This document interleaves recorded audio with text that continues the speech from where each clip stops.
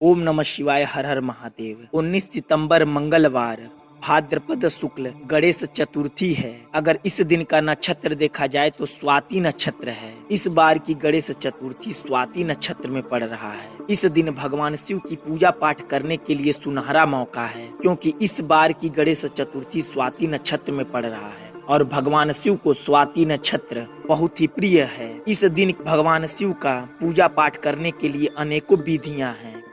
यह गणेश चतुर्थी और स्वाति नक्षत्र का सबसे उत्तम दिवस पड़ रहा है, जिससे आप भगवान शिव को बेहद प्रसन्न कर सकते हैं, जिससे आप अपने घर की सारी दिक्कतों को आसानी से समाप्त कर सकते हैं। चाहे आपके घर में कितनी बड़ी परेशानी क्यों ना चल रही हो, चाहे आपके घर में बहुत ज्यादा कलेश चल रहा हो, या आपके घर में किसी का तबीयत खराब हुआ ठीक ही ना हो रहा हो, आप दवा कराते कराते थक गए हो, या अगर आपके घर में पैसे की बहुत ज्यादा समस्याएं चल रही हो, आपके घर में पैसा बिल्कुल आ ही नहीं रहा हो, या आपके घर में और कोई भी समस्या चल रही हो, तो भी इन सारी समस्याओं से आप छुटकारा पा सकते हैं। यह स्वाति नक्षत्र और गणेश चतुर्थी का विशेष उपाय है, जिससे आप आने वाली समस्याओं से भी छुटकारा पा सकते हैं, सिर्फ इस एकमात्र उपाय से। तो आपको यह उपाय कहाँ करना है, कैसे करना है और क्या क्या सामग्री लगेगी, सब बताएंगे इस वीडियो में। तो इस वीडियो को बेहद ध्यान से देखें और पूरा देखें। एक और बात आपको बता दें, इस उपाय में त्रुटि ना करें। अगर आप इस उपाय में त्रुटि करते हैं तो आपके जीवन में कुछ कठिनाइयां भी आ सकती हैं, इसलिए इस वीडियो को बेहद ध्यान से देखें और पूरा देखें। अगर आप भोलेनाथ के सच्चे भक्त हो तो इस वीडियो को जरूर लाइक करें और चैनल को सब्सक्राइब करके बेल आइकन दबा लें। आपको इस उपाय के लिए सबसे पहले अपने घर का थोड़ा सा साफ सुथरा चावल ले लेना है।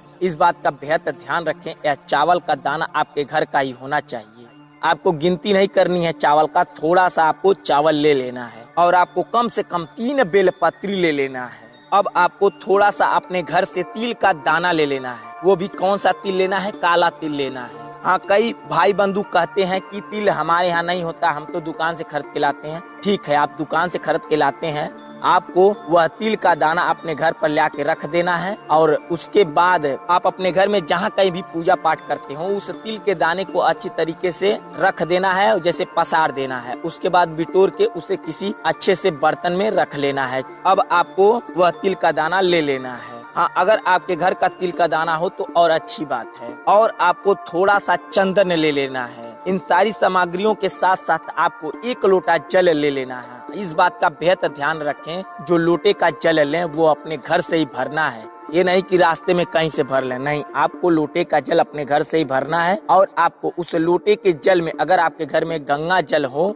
तो उस लोटे के जल में थोड़ा सा गंगा जल भी डाल लेना है। अब आपको ये जितनी सारी सामग्री बताए हैं हम आपको, वह लेकर चले जाना है आपको शिव मंदिर पर। हाँ, इस बात का बेहद ध्यान रखें कि उसी शिव मंदिर पर जाएं जिस शिव मंदिर का प्राण प्रतिष्ठा हो चुका हो। हाँ, कई सारे भाई बंधु कमेंट बॉक्स में पूछते हैं कि यह प्राण प्रतिष्ठा क्या होता है, तो हम आपको संक्षिप्त में बता देते हैं प्राण प्रतिष्ठा क्या होता है। प्राण प्रतिष्ठा, जब किसी भी मंदिर की स्थापना की जाती है तो सबसे पहले उस मंदिर में प्राण प्रतिष्ठा ही किया जाता है, उसके बाद ही पूजा पाठ किया जाता है। यानी प्राण प्रतिष्ठा होने के बाद ही उस मंदिर में पूजा पाठ किया जा सकता है। जैसे ही आप शिव मंदिर पर जाएं, सबसे पहले शिव मंदिर का मेन चौखट पर अपना सिर छुआकर भगवान शिव का नमन कर लें, उसके बाद ही चौखट पर चढ़ें। मंदिर पर जाने के पहले जैसे ही आप मंदिर में चले जाएं, सबसे पहले आपको घंटी को 3 बार बजाकर हर हर महादेव का एक बार नारा जरूर लगा लें। अब आपको शिवलिंग के सामने बिल्कुल जाके बैठ जाना है। इस बात का बेहद ध्यान रखें, जब आप शिवलिंग के सामने बैठ रहे हो तो आपका मुख उत्तर और पूरब के बीचों बीच होना चाहिए। हाँ, अगर उस मंदिर में आपको उत्तर पूरब बैठने की जगह ना हो तो आप पूरब की दिशा की ओर करके मुंह बैठ सकते हैं। हमारा मानना यह है कि मंदिर को ध्यान में रख के ही बनाया जाता है कि उत्तर पूरब की दिशा की ओर भक्त आके बैठकर पूजा पाठ कर लें। तो आपके मंदिर पर भी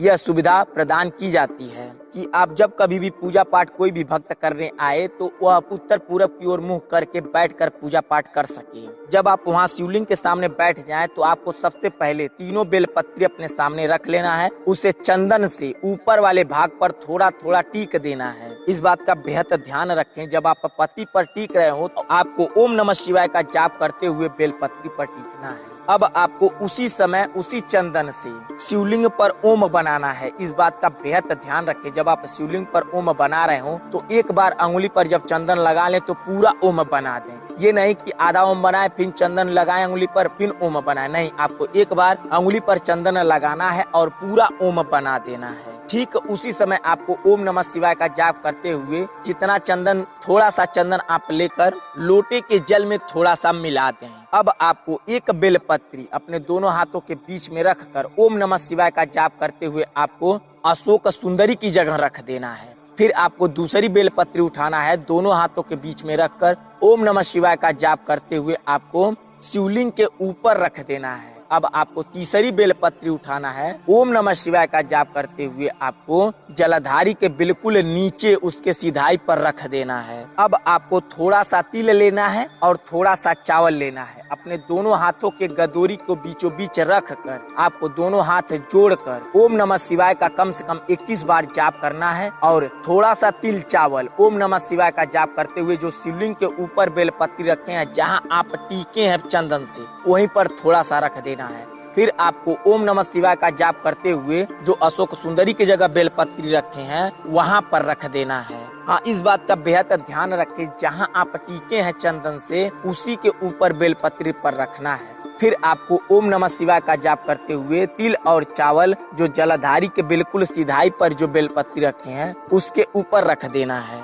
अब आपको लोटे का जल लेना है, शिवलिंग पर धीरे धीरे ढालना है। इस बात का बेहद ध्यान रखें, जब आप लोटे का जल शिवलिंग पर ढाल रहे हो तो आपको श्री शिवाय नमस्तुभ्यम का जाप करना है। और कब तक जाप करना है? जब तक लोटे का जल पूरा गिर ना जाए। और इस तरीके से आपको लोटे का जल गिराना है, कम से कम आप 11 बार श्री शिवाय नमस्तुभ्यम का मंत्र जाप कर सकें। जब आप 11वां बार श्री शिवाय नमस्तुभ्यम बोल रहे हो तो आपको लोटे का जल पूरा गिरा देना है और उसी समय आपको जो जलधारी के बिल्कुल सिधाई पर जो बेलपत्ती रखे हैं उसकी सिधाई पर लोटा रख कर थोड़ा सा जल जो कुछ भी बचा हो शिवलिंग के साथ जो गिर रहा हो 1-2 बूंद लोटे में जरूर रोक लेना है। अब आप वह लोटे का जल और जो जलधारी के बिल्कुल सिधाई पर जो बेलपत्री और चावल तिल रखे हैं उसे आसानी से उठा लें ताकि गिरे ना। जो चावल तिल बेलपत्री पर हो वह गिरे ना, चाहे 1 हो चाहे 2 हो। उस बेलपत्री वाला चावल और तिल आपको बेलपत्री के सहित उठा लेना है। अब आपको लोटे का जल और बेलपत्री तिल और चावल लेकर चले आना है अपने घर। सबसे पहले आपको लोटे के जल में थोड़ा सा और जल मिलाकर अपने पूरे घर में ओम नमः शिवाय का जाप करते हुए छिड़काव कर देना है। अब आपको जो चावल तिल लेकर आए हैं उसे किसी भी साफ सुथरे कपड़े में बांधकर अपने मेन गेट पर उसे बांध देना है। और जो बेलपत्री बचा है उसे आप अपने घर में कुछ ऐसी जगह रखें जहां पर कोई आता जाता ना हो और वहां पर किसी का गंदा हाथ पैर ना पहुंचता हो। ऐसी साफ सुथरी जगह उस बेलपत्री को रख दें। इतना करने से आपका यह उपाय पूर्ण होगा और आपकी जो इच्छा है, जो मनोकामना है वह शीघ्र ही पूर्ण होगा और अवश्य ही पूर्ण होगा। अगर आपको यह उपाय समझ में आ गया हो तो कमेंट बॉक्स में श्री शिवाय नमस्तुभ्यम जरूर लिखें। अगर नहीं समझ में आया हो तो कमेंट बॉक्स में पूछ सकते हैं, हम आपको वहाँ भी बताने और समझाने की पूरी कोशिश करेंगे। चलिए मिलते हैं आपसे अगली वीडियो में, तब तक के लिए श्री शिवाय नमस्तुभ्यम। हर हर महादेव।